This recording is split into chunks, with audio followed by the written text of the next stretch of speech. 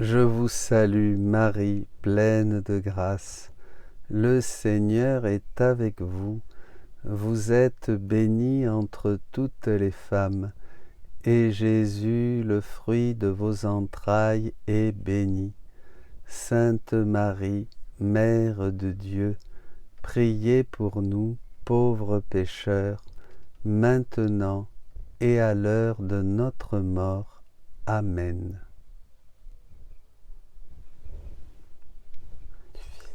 Et du Saint-Esprit. Eh bien, nous continuons, mes amis. Dieu soit béni, Dieu soit loué. Alors toujours, et je le redirai toujours, alors pardon s'il y a des choses qu'on a dites et que les uns et les autres n'ont pas comprises. On travaille ensemble, on avance, on fait confiance au Seigneur qui nous révèle au fur et à mesure les choses quand nous sommes capables de les comprendre. On écoute ce que disent les uns et les autres, ça nous enrichit, tout le monde avance.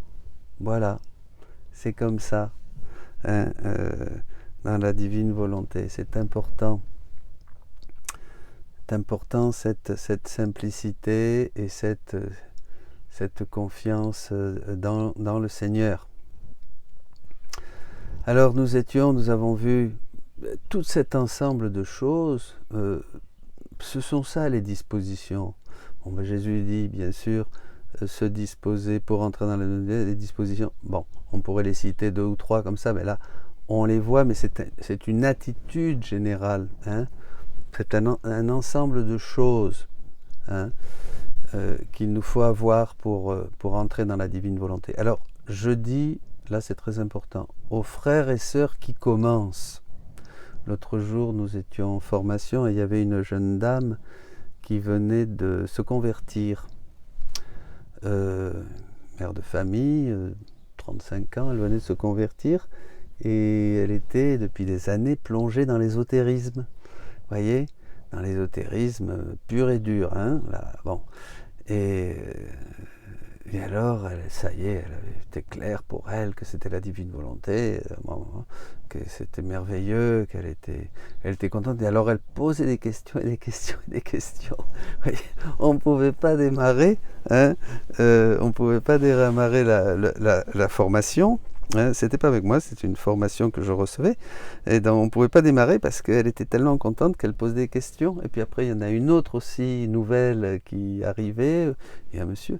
Et alors, il posait des questions et des questions et des questions. Et alors, pendant toute l'heure de formation, n'a été que pour les éclairer sur les questions qu'ils avaient, les pauvres, parce qu'ils sortaient de l'ésotérisme, ils sortaient d'une espèce de truc bizarroïde, machin. Et bon, voilà, vous voyez, comprenez ce que je veux dire. Alors, j'invite ceux qui commencent dans la divine volonté. Ces enseignements déjà vont plus loin. Ça ne veut pas dire qu'il ne faut pas les écouter, mais il faudrait revenir à des choses basiques. Vous voyez, commencer à lire le livre 11 par exemple, à le travailler. Ensuite, le livre 1, à écouter des enseignements, à faire partie d'un cénacle, à trouver des frères et sœurs dans leur entourage qui connaissent la divine volonté, à aller sur les sites. Vous avez plein de sites maintenant, c'est extraordinaire. Alors une dame aussi disait, mais alors pourquoi encore un site J'ai dit, mais qu'il y en ait 2, qu'il y en ait 3, qu'il y en ait 4, qu'il y en ait 5, qu'il y en ait 10, qu'il y en ait 100, que tout le monde se mette à parler de la divine volonté. C'est merveilleux. Chacun a des richesses et des choses à dire. Vous voyez, c'est ça. Alors ça ne veut pas dire que tout est absolument sans erreur et sans lieu de confusion. C'est bien sûr, et c'est justement cela qui permet d'avancer ensemble et de chercher la vérité. C'est comme ça que, au fil des siècles, les conciles se sont formés et des vérités de la foi se sont établies de manière définitive. Donc voilà. Donc on commence, mais je conseille à ceux qui entendent pour la première fois parler de la divine volonté, d'aller chercher des frères un peu plus avancés, voilà, qui ont déjà cheminé pour qu'ils puissent leur donner les rudiments et les bases. Voilà. de ce catéchisme. Hein, c'est une doctrine, la divine volonté, c'est pas une spiritualité. Ça encore, il faut bien comprendre ça. Hein. C'est une doctrine, c'est pas une spiritualité. Alors, continuons dans ce processus de la prière qui est né donc à partir de cette séparation. Hein, Dieu va tout nous redonner. Alors, bien sûr qu'on va prier. Alors, le chapelet, quelque chose qui revient souvent. Bien sûr qu'on va prier le chapelet. Mais c'est extraordinaire comme Dieu nous a préparés à travers ce don du rosaire. Hein, c'est extraordinaire. Il nous avait déjà tout mis là, presque en 3D. Toute la vie de Jésus et Marie, mais on va le prier différemment, en faisant des rondes, vous comprenez? On voit comment Jésus et Marie nous ont préparé le chemin. Le rosaire est une louange à Marie. On veut lui dire, et à Jésus, on veut lui dire que nous l'aimons, et nous lui dire tout notre amour, parce qu'elle est tellement merveilleuse, notre maman. Mon Dieu, Et dans la divine volonté, ce que Jésus nous révèle sur sa mère, sur notre maman du ciel, ça nous l'a fait aimer toujours plus et davantage. C'est extraordinaire. Dans le rosaire, nous allons faire, nous allons le faire, mais en lui donnant de nouveau ce qu'elle a vécu. Vous vous rendez compte? Nous l'avons vu la fois dernière, hein, cette machine à remonter dans le temps qui nous permet de prendre les actes même de Dieu, l'annonciation, les noces de Cana, la naissance à Bethléem, la présentation. On va reprendre ces événements, les faire nôtres, rajouter notre participation. On peut faire tout un tas de choses aussi en plus, hein, c'est réel, hein, pour qu'elle puisse avoir la joie de les vivre à nouveau comme si c'était la première fois qu'elle vivait ces moments de sa vie. Ça va être exactement la même intensité, comme si c'était la première fois.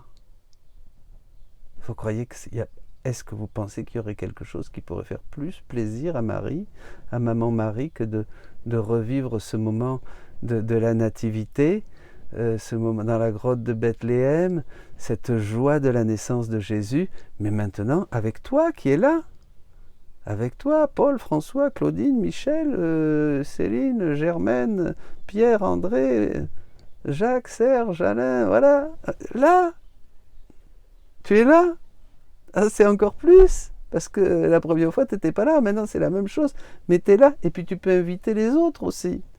Quel bonheur, voyez, en Dieu les choses ont une autre dimension. Hein, c'est comme cela qu'on va prier le rosaire dans la divine volonté. On vit avec Marie et Jésus, réellement on participe à tout l'événement et on ajoute notre amour.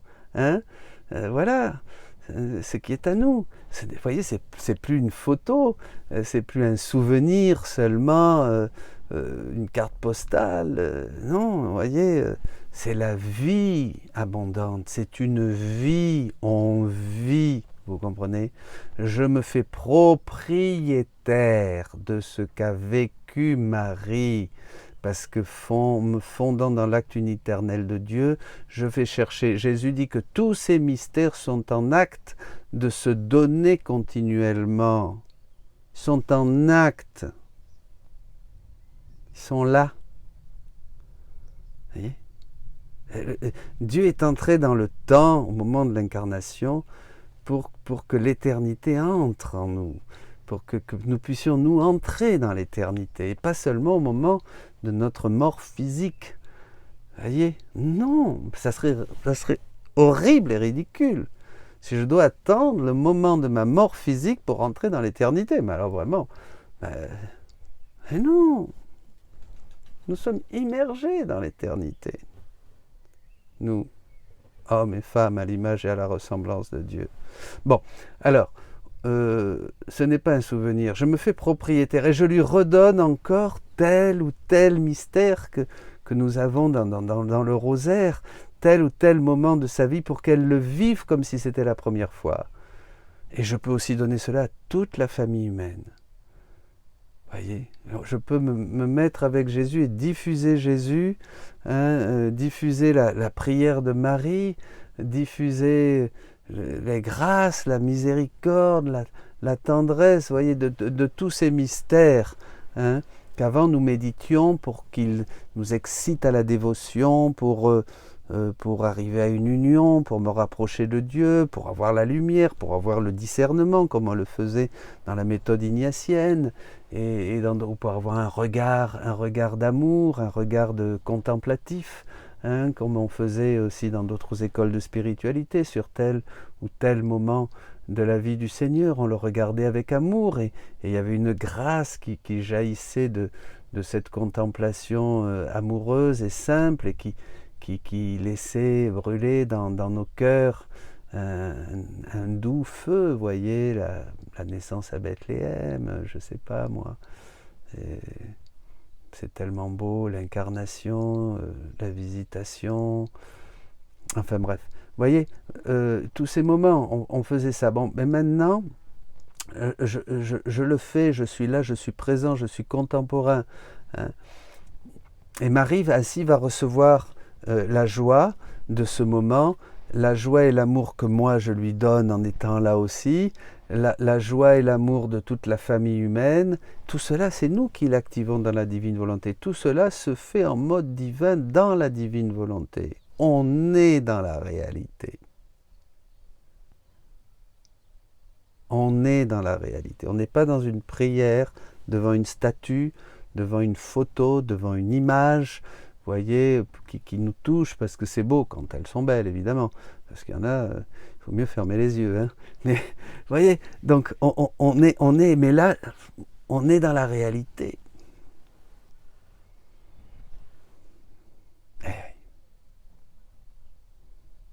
On doit vivre Dieu.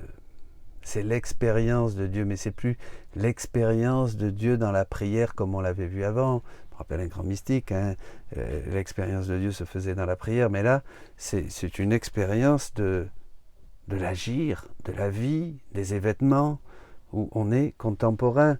Hein. Dieu, on ne l'a pas devant nous comme une carte postale. Hein. Dieu n'est pas au ciel en attendant nos prières pour voir si elles vont monter, si on va se souvenir de lui. Hein, nos célébrations, nos grandes louanges, nos grands moments de worship, de musique, là, forte, tout ça, comme, oui, tout ça. Hein, bon, enfin bref, il veut tous nos actes, il veut que nos actes humains deviennent des actes divins, parce qu'il dit que si je dois attendre que vous me donniez des choses spirituelles, je vais attendre beaucoup, je ne vais jamais recevoir, je vais recevoir que le moment où tu vas à la messe, le moment où tu fais une belle louange avec un groupe de louanges, de musique, ou là, puis après j'aurai plus rien. Non, maintenant le Seigneur nous donne une monnaie divine pour qu'on fasse du divin tout le temps, partout, à tout moment, à chaque battement de cœur, à chaque respiration, à chaque activité humaine, tout le temps, partout. Vous vous rendez compte? C'est ça. Donc en fait, la prière, les mystères du rosaire vont nous introduire dans un mouvement divin. C'est-à-dire au début, on va... Puis après, ça va être tout seul. On va passer nos journées continuellement, on va passer de l'Annonciation à la naissance à Bethléem. Après, nous allons nous plonger dans l'agonie du jardin de Gethsémani. Après, on va aller à la croix. Et puis ensuite, on va aller au tombeau, dans la sépulture. Et après, on va être avec Marie-Madeleine et les saintes femmes dans la résurrection. On va tout le temps tourner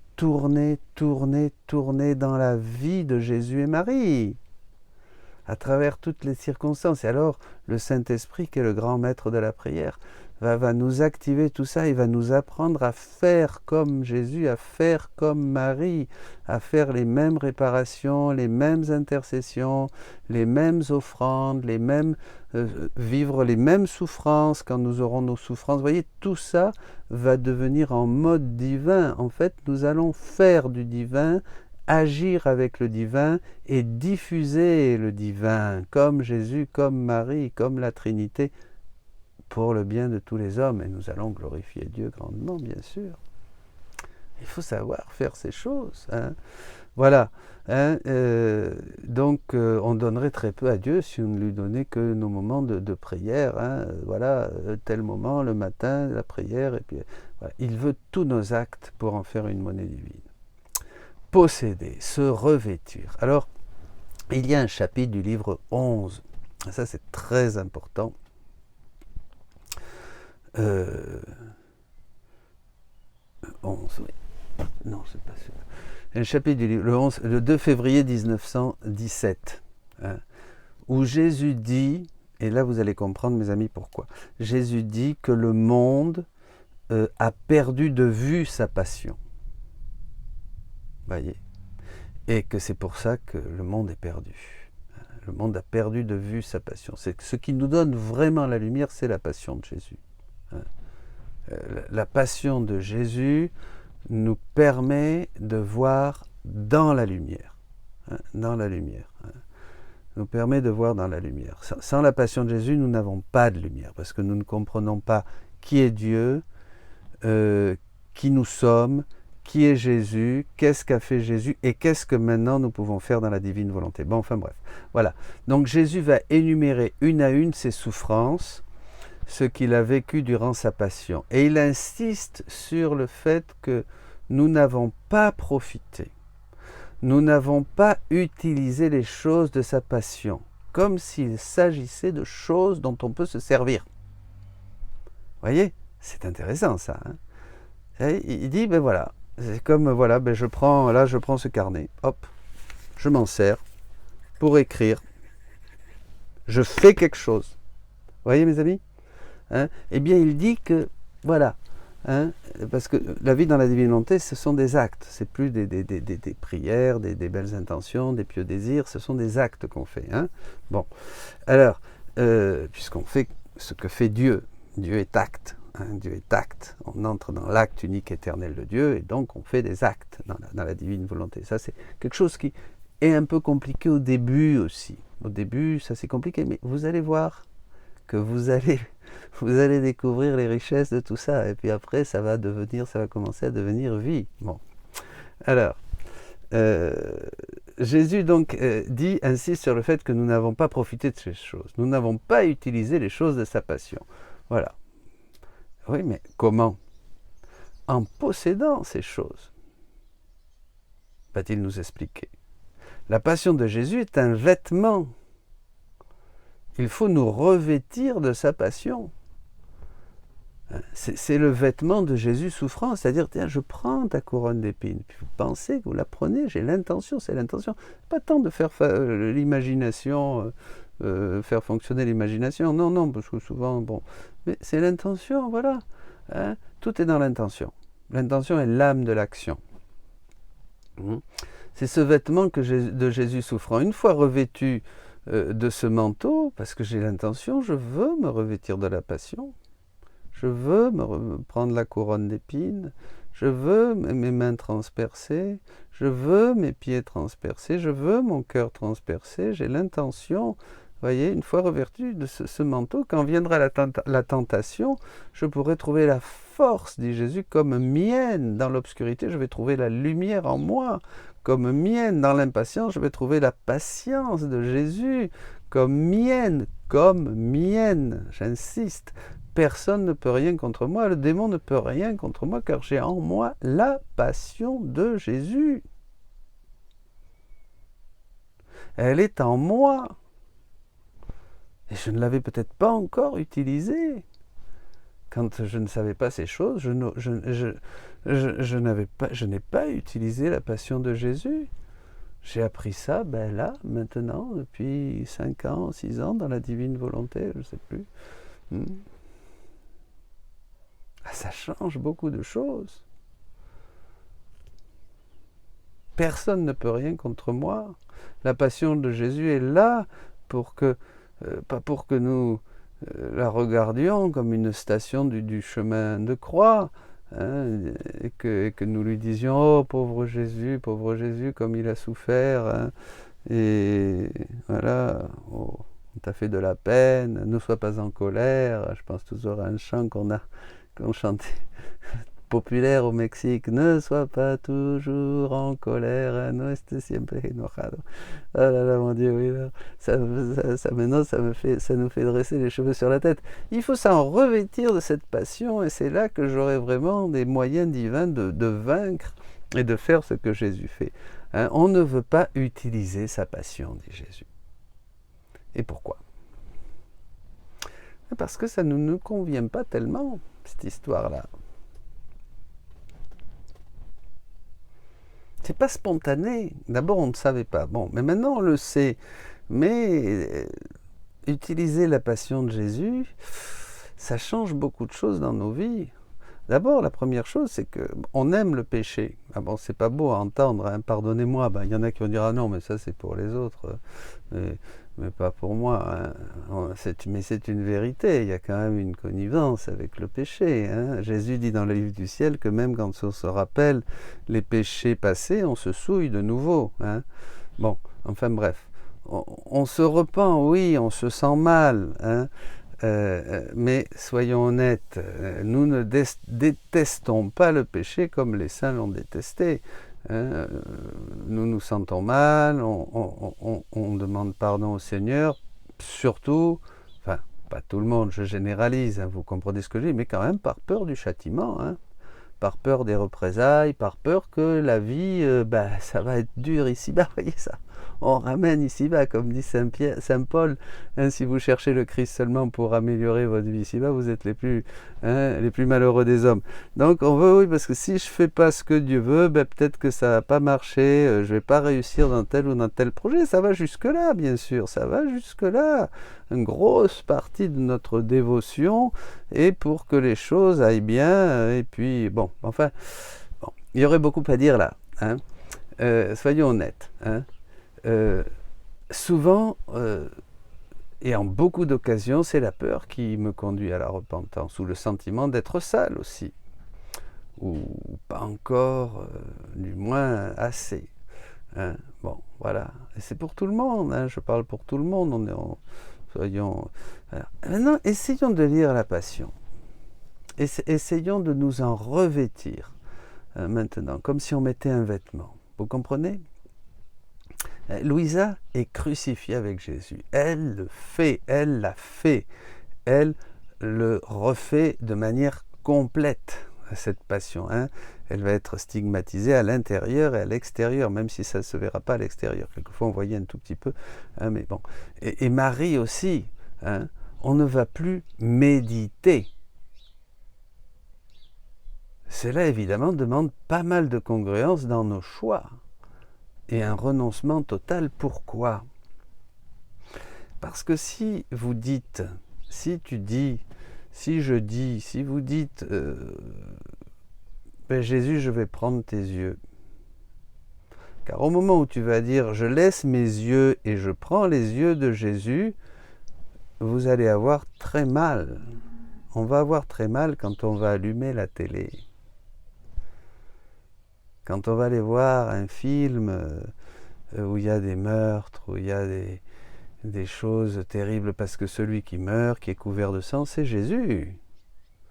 Et si vous avez les yeux de Jésus en plus, ça va vous faire très mal.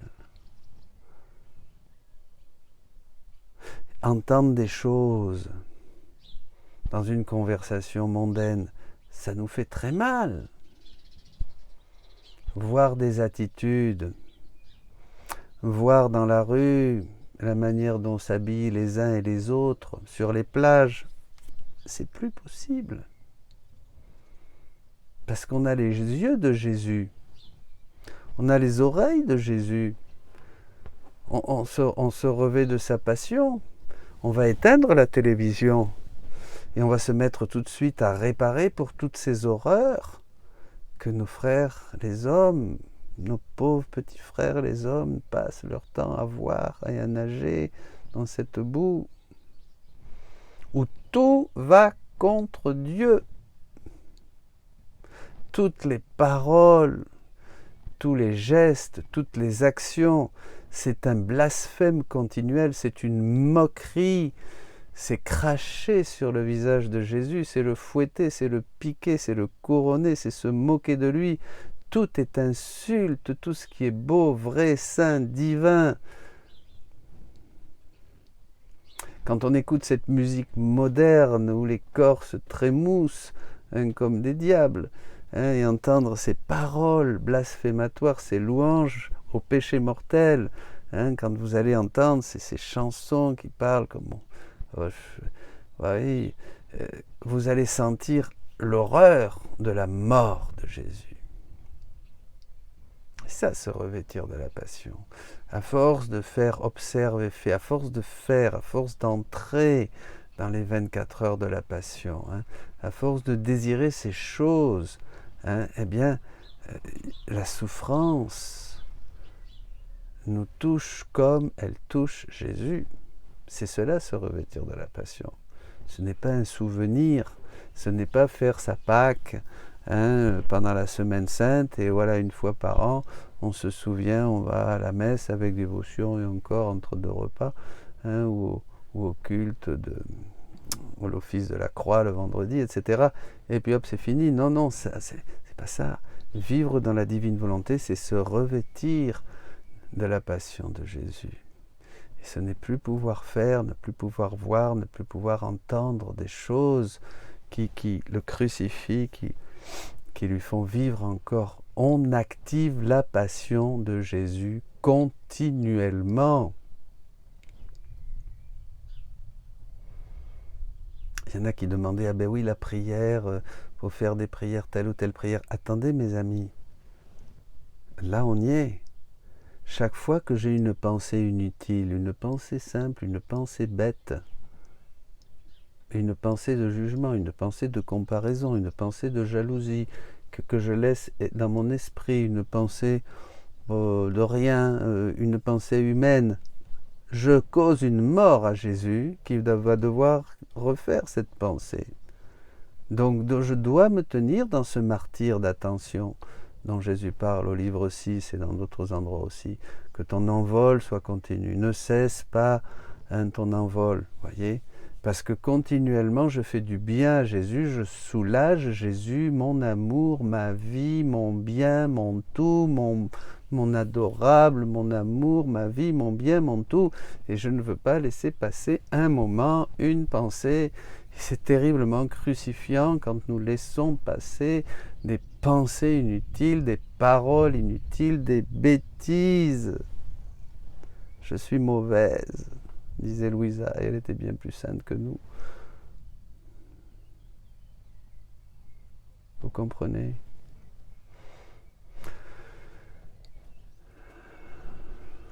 Il faut la connaissance.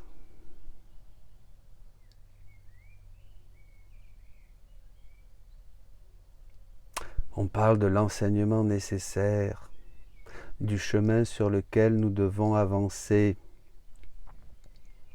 On se demande comment utiliser ce qui est à Jésus pour nous, en nous, maintenant. Mais de quoi je vous parle ? De la connaissance. C'est à cela que me sert la connaissance. Ce n'est pas une connaissance cachée puisque je vous en parle, puisque c'est dans le livre du ciel. Et 24 heures de la Passion. Voilà, avec le beau que m'a fait une amie. Je vous en parle. Regarde, observe et fais ce que je fais. Car si je ne sais pas ce que la divine volonté peut faire, ce qu'elle peut faire, et ce que je peux faire en elle, je n'ai pas la forme ni le moyen de le faire. C'est pas la vie mystique. Non, non, non, c'est pas la vie. Tu ne me parles pas de la vie mystique, là, comme l'ont eu tous les saints, là. D'autres. Non, non, non, c'est pas ma vie mystique, c'est ma vie réelle, dit Jésus dans le livre 11. Donc, vie mystique s'oppose à vie réelle. Pour Jésus, c'est pas la vie mystique, c'est ma vie réelle. Donc, il y a une différence. Il y a même une opposition. Voyez, c'est des choses que, encore une fois, tranquille. C'est des choses qu'on appréhende, qu'on découvre, et que dans la mesure où nous avançons avec notre vie, avec notre cœur. Vous voyez, avec notre vie du qu'on va comprendre. Alors bon, donc, je ne peux pas le faire avec elle parce que je n'ai pas la forme, je n'ai pas la connaissance, donc je ne peux pas le faire, je ne sais pas faire. Parce que or, c'est bien faire ce dont il s'agit. Il s'agit de faire. Si je ne sais pas que je peux m'approprier les actes de Jésus, les actes de Marie, les actes des saints, la vie des saints, refaire la vie des saints, offrir aux saints que je préfère, comme faisait Louisa pour Saint Louis de Gonzague, puis tiens, je vais lui offrir la communion du jour, parce que c'est sa fête. Est-ce que vous avez déjà offert une communion, vous, à un saint? Mais non, je lui offre Jésus. Vous voyez, on peut tout faire. C'est ce que faisait Louisa. Je ne sais pas que je peux me situer, par exemple, au moment de la création de l'homme, pour recevoir en moi ce qu'Adam a reçu quand il a été créé, c'est-à-dire être en Adam et recevoir de lui la laine de Dieu, la laine de vie de Dieu en moi. Eh bien, je ne le fais pas, parce que je ne sais pas que je peux faire ça. On comprend pourquoi Jésus se sent déçu. C'est ça. Pardon, je ne le sais pas. C'est ça la croissance. La croissance, elle se fait par la mise en pratique des connaissances et vérités du livre du ciel. Et Jésus l'explique bien, on va voir plus loin. La croissance se fait par la mise en pratique des connaissances et des vérités du livre du ciel. C'est seulement ainsi que la vie divine, la vie divine, grandit en moi.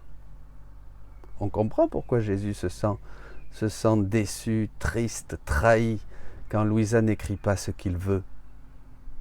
Il le dit au volume 12, 14 juin 1918. Il se sent trahi. Chaque connaissance que transmet Louisa par ses écrits est une joie supplémentaire pour Jésus et une grâce immense pour nous. Ça, c'est un passage parmi bien d'autres. Voyez, il est déçu, il est trahi. Il dit, voilà, tu n'écris pas ce que je te dis. Ben, les autres n'en profiteront pas, parce qu'ils n'auront pas cette connaissance. Voyez, la connaissance, c'est la vie éternelle, c'est qu'ils te connaissent, toi, Père. Bien, le semeur est sorti déjà dans l'Évangile. C'est extraordinaire, tout ce que nous dit le Jésus, tout ce qui est déjà caché dans l'Évangile, qui est pleinement explicité dans le livre du ciel, puisque c'est ça le rôle du livre du ciel, qui va expliciter. Tout est dans la révélation publique. Bon, on ne va pas reparler de ça. Je vous renvoie aux introductions. Voilà, introduction à la divine volonté, magistère, écriture et magistère sur YouTube. Très important, les deux. Il y a deux enseignements.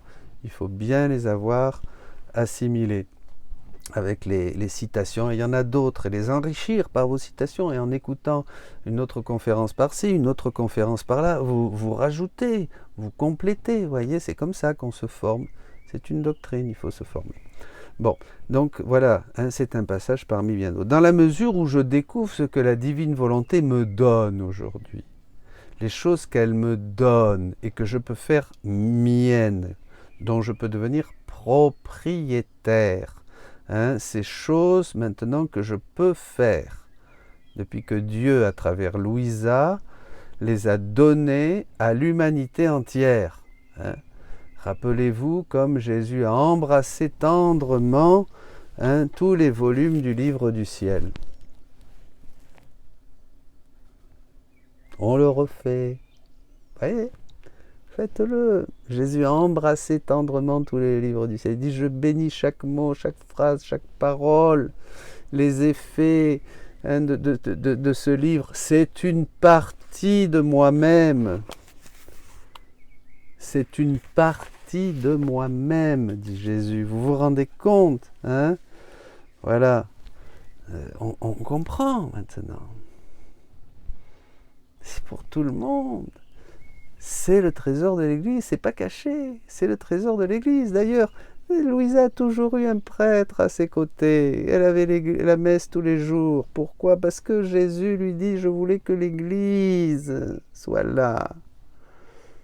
Pour cette œuvre si grande, immense. Je voulais que l'Église soit là. Elle avait besoin d'un prêtre tous les jours pour la réveiller, la faire sortir de son état de pétrification. Pourquoi? Ça a du sens tout ça. Mais bien sûr. On ne va pas la remettre à l'index. Bon. Elle a déjà été 60 ans quand même. Ou par là. Bon. Si je ne sais pas toutes ces choses, ces connaissances, pour apprendre et faire, la divine volonté ne pourra pas grandir en moi. Vous voyez, ce n'est pas seulement avoir la vie divine, mais aussi la faire grandir. Je peux avoir la vie divine comme un bébé. Hein? Oui, parce que c'est vrai que, bon, quand on réfléchit, bon, après il faudrait voir, je ne sais pas, là, il faudrait appeler à des gens qui sont érudits, des gens qui ont la connaissance. Il y a beaucoup de... Aujourd'hui, mais certainement qu'on peut peut-être...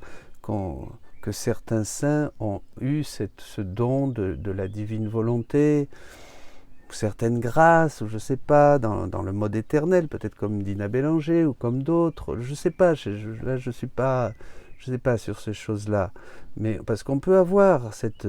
Mais bon, s'il n'y a pas les connaissances, je ne sais pas, je ne sais pas ce que j'ai reçu, parce qu'en fait, bon, comme il faut mettre un nom quand même, toi t'es Pierre, toi t'es Paul, toi t'es François, toi t'es Micheline, il faut mettre un nom.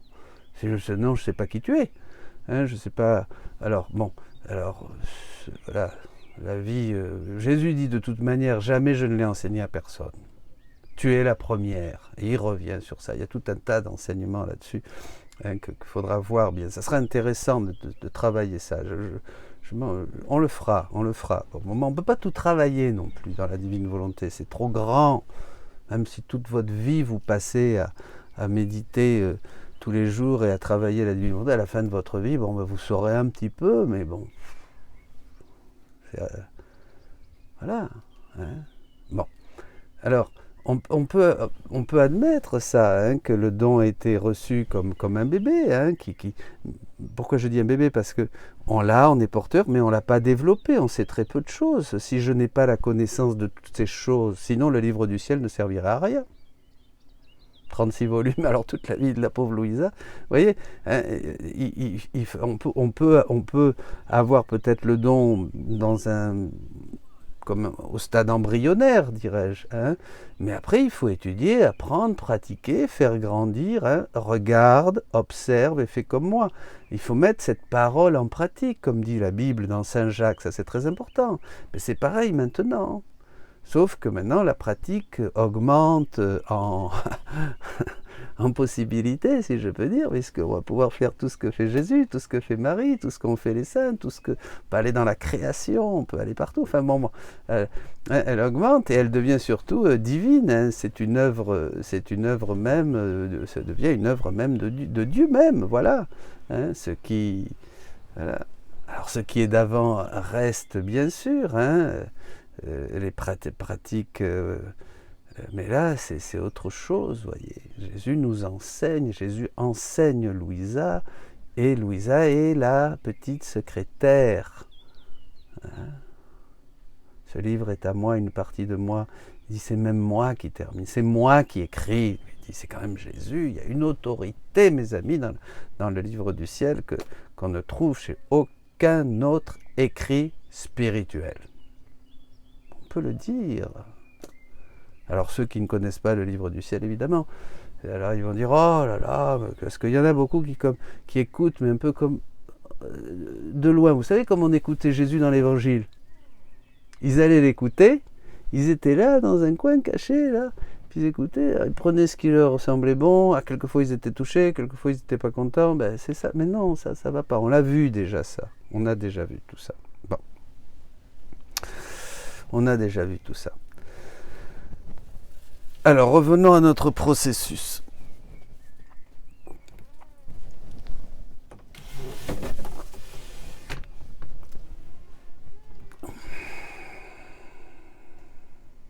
Ce processus de développement.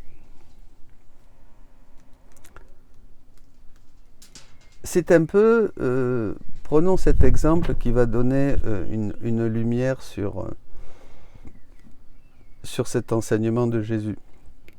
Quand on est étudiant en médecine, en chirurgie, j'aime bien cette comparaison.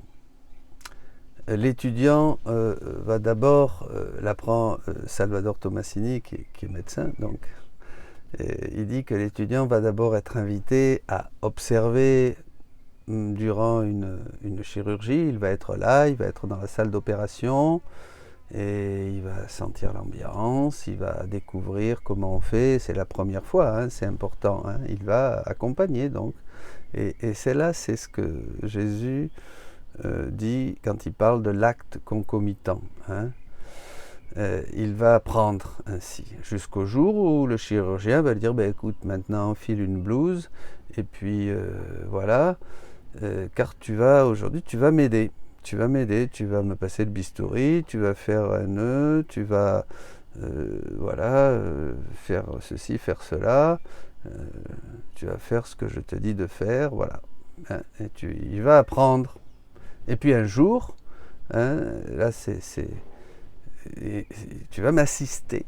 Hein, et un jour, le chirurgien va dire à l'étudiant écoute, prends le bistouri aujourd'hui et moi je suis pas là, et puis c'est toi qui vas opérer tout seul. Voyez. Alors bien sûr, dans ce processus et dans cette évolution, l'étudiant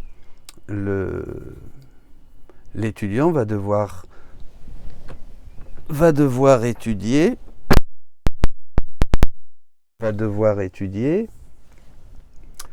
bien sûr. Dans ce processus, dans cette évolution, l'étudiant, il va continuer à étudier entre-temps, apprendre, lire dans les livres, etc. Voilà le processus. Allons dans la divine volonté.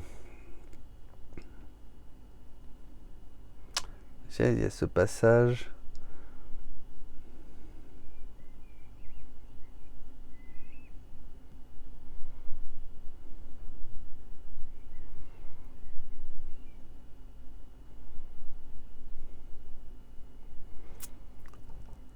Allons à la divine volonté. Au début, dit Jésus, je vais te prêter ma volonté. Tu vas commencer à agir avec elle. À un moment, tu dois juste te décider et dire oui, je veux. Et c'est fait. Tu es avec moi. Le tour est joué. Je vais te prêter ma volonté de temps en temps pour que tu commences à agir. C'est l'acte concomitant. Alors voilà, oui, c'est ce passage que je voulais vous enseigner au volume 31, 30 octobre 1932.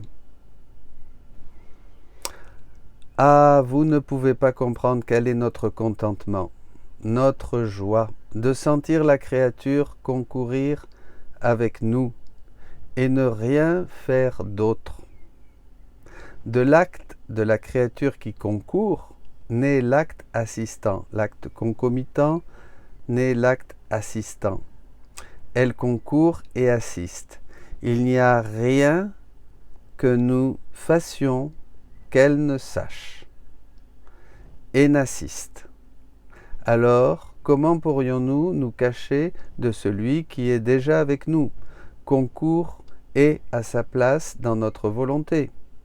Mais se contentera-t-il de concourir et d'assister? Ah non, un autre acte est celui de recevoir comme sien, comme nôtre, l'infini de notre amour et de nos œuvres, etc.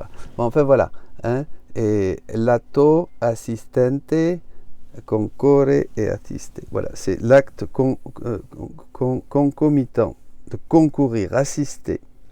L'acte concurrente, assistente et récepteur. Voilà. Bon, enfin bon, on développera ça. Mais lisez, méditez ce texte du volume 31 au 30 octobre 1932. C'est très très intéressant. Donc vous voyez, il y a une progression. Il y a une progression. Il y a une progression.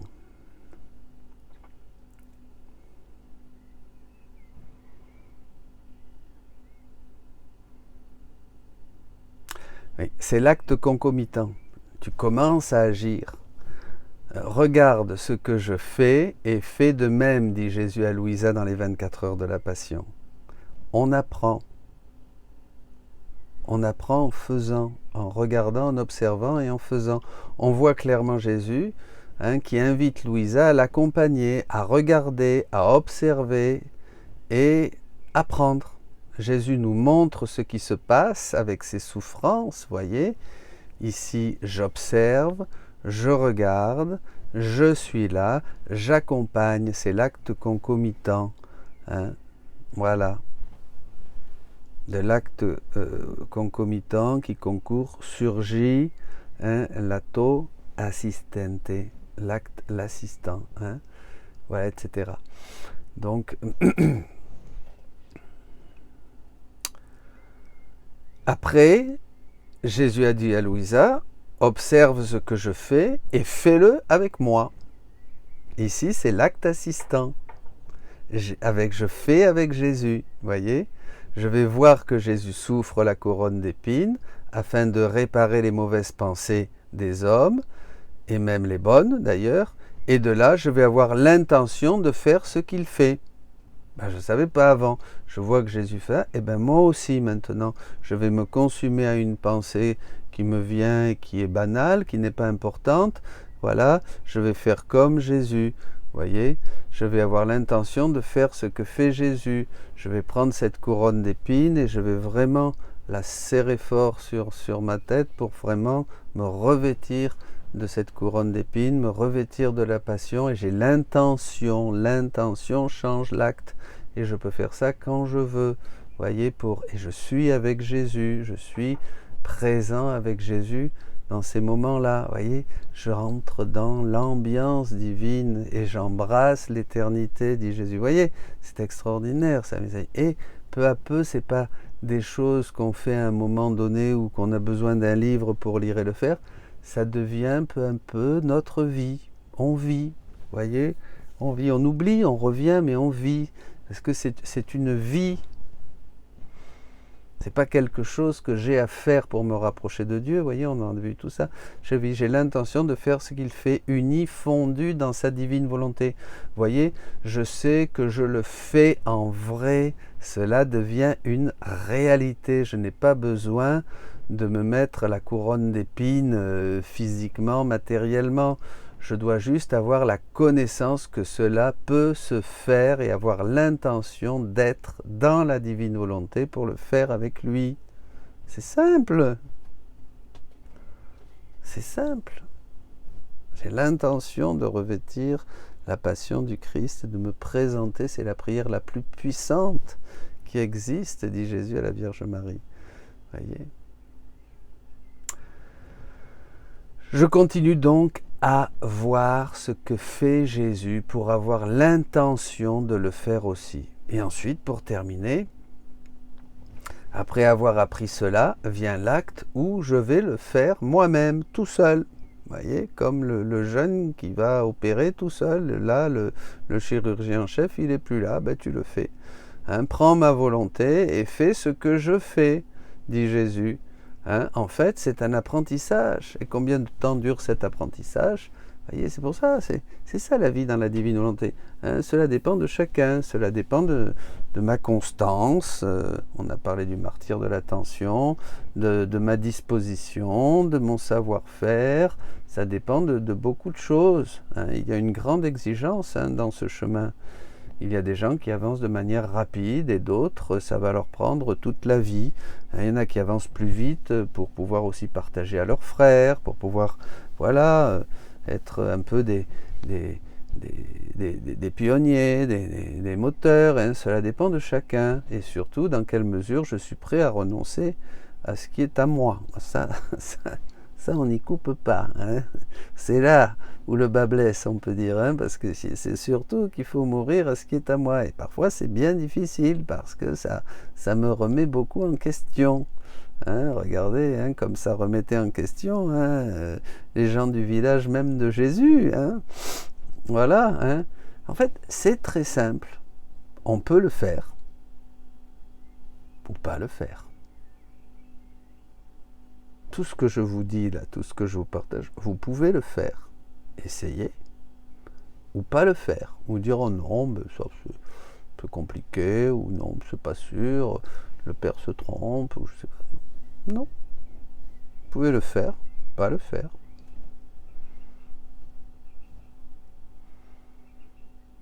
Vaut mieux quand même pas se tromper. Hein? Parce que si ça vient du Seigneur, hein, le discernement, on en parlera une autre fois, ça c'est un beau thème, la crédibilité de Jésus. La première chose, est-ce que c'est vraiment Jésus? Bon. Chaque fois que me vient la pensée de ce que tu crois devoir faire, ou penser à ce moment, il faut dire, comme l'enseigne Jésus, Jésus, Marie, je vous donne mon âme, et de suite, tu penses à la divine volonté, à ce que tu dois faire. Donner au Père la gloire et à Jésus la réparation et à l'humanité les moyens de se convertir, la lumière pour qu'il se sauve. Vous vous rendez compte, c'est une armée, vos actes, ce sont des armes, c'est une puissance extraordinaire. En ce moment, on a la guerre ici, là c'est en Ukraine, en Afrique il se passe autre chose, des pays du monde qui vivent, mais mettez, libérez cette puissance spirituelle, mes amis, de manière divine, mais c'est extraordinaire, vous voyez.